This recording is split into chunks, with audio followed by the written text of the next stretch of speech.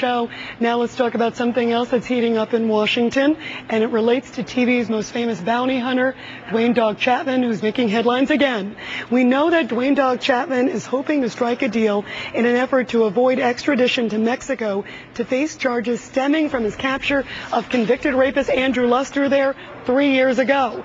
And now Dog's arrest is reaching Capitol Hill, and some members there are furious. In a letter to Attorney General Alberto Gonzales, one U.S. congressman says, "I'm beginning to wonder who is in charge of prioritizing assignments. Is it this administration or the one in Mexico City?" And joining us now from Washington is the congressman who wrote that letter, Tom Tancredo. He's Republican from Colorado. Congressman, who do you think is calling the shots? That's a pretty strong letter. Well, you're right, but you look at all of the events that have occurred here in the last several years, and the fact that the Mexican military routinely comes across our border, and we do nothing about it. You do wonder why we are so reluctant to deal with Mexico in a way we would with any other nation. And in this case, there are just so many questions that are unanswered. This is it's really bizarre, to say the least. Yeah, do you feel priorities are out of whack on both sides of the border? I've been down there. I've seen just how difficult it is managing, how vast the area is, and then yet we've got an issue of drug lords, killers, all these things right on the border, and they're going after Dwayne Dog Chapman from 3 years ago. That's my point. That was the point of my letter to them. Every time we ask them at either the Justice Department or at State about why they aren't doing more in terms of securing our border, why they aren't doing more in rounding up the 400,000 illegal aliens in this country that have committed other crimes, they always tell us they don't have the resources. But in this case, they've got the resources to go after a bounty hunter who, in fact, has done more for justice in this country than the Justice Department, from my point of view, at least most of the time. And in this case in particular, he goes down there with the knowledge of the federal government, the United States government.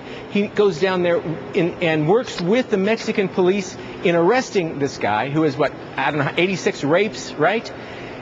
Yeah, 86 counts. 86 counts, who's now serving 120 years. And now we're going after, spending time and money going after Dog Chapman. Well, listen, this is ridiculous. And Rita? There's far more politics in this issue than there are issues revolving around justice. Well, let me ask you about that, Congressman, because I found it extremely ironic, and I've covered this case for years. Now, Dog Chapman gets arrested, and then suddenly, out of the blue, one of the worst drug lords who the U.S. had wanted for some time, and I think we have a picture of him, suddenly gets brought to the United States for justice. Do you smell a deal here? Do you smell some sort of rat, that maybe there was some trade?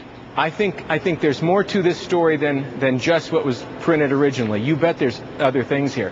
We have been pressing Mexico for years now to actually extradite people back to the United States who have committed heinous crimes here. One was in Colorado, in my state. Guy killed a Denver police. I've forgotten what his rank was, but Danny Young was his name. Killed him. Garcia Gomez was the name of the perpetrator. Fled to Mexico. We finally were able to get him back by bringing all kinds of pressure to get him to extradite. But, this is, and so now I think in a way they're looking and saying, okay, you're pushing us to extradite these people back. We're going to extradite somebody like Dog. But it's not the same. I mean, frankly, we're talking about murderers here. There are 3,000 murder warrants out in California alone for people who have fled to Mexico. 3,000. It's amazing. It isn't a quid pro quo here. Dog Chapman, what did he do? He detained somebody down there in Mexico. That's a sentence that carries like 4 months. In fact, I want to ask you, Congressman, you spoke with the dog directly. I also spoke with them last week here, also on MSNBC. What was that conversation like, and what role do you think you can play now to help him? Well, the latter half of your question is the really tough one. Here's what I'm going to try to do. Well, the conversation was great for me. I've never spoken to him before, but I've been an admirer of his for a long time. I watch the program all the time, I must tell you. You're a fan. Oh, I am a fan, a big fan. But here's what I'm going to try to do, and here's how maybe even your viewers can help me. I'm going to write a letter. We've penned another letter, this time to the Department of State, and we have been very specific in our request to drop this whole thing. Now, in order for that letter to have enough power behind it to make them pay attention over at State, I need other members to sign on to it. So it's going to be on my website, You can go to Tancredo, thathouse.gov. It'll pop up. It'll be on my website. What I need your viewers to do is to talk to their congressman and get them to sign on to that letter. We're going to send it out to everybody, but I need pressure from constituents to their legislators telling them to sign on to the Tancredo letter. That'll get us a lot more clout, if you know what I mean. All right, Congressman, thank you very much. And I know the dog and his family appreciate your support. Thank you. My best to them. Thank you so much, Congressman. Right. Great to have you. Bye-bye.